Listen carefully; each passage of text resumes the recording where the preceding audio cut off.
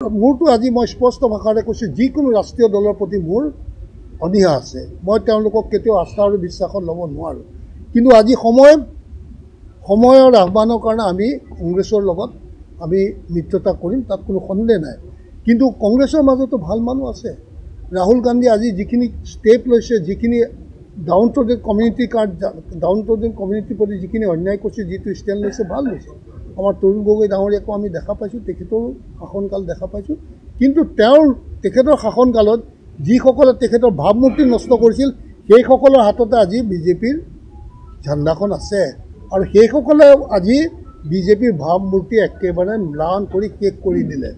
গতিকে পাৰ্টি কোনো বেয়া নহয়। আচলতে পাৰ্টিত থকা মানুহখিনি যদি ভাল হয়, পাৰ্টিৰ আদৰ্শ বেয়া হ'লেও হয়তো মানুহে ভাল দিশত লৈ যাব। মানুহৰ মনটো, মানুহৰ চিন্তাধাৰা ভাল হ'ব লাগিব। গতিকে আমাৰ আছে ৰাজনৈতিক মতবিৰোধ আছে, তাত কোনো সন্দেহ নাই।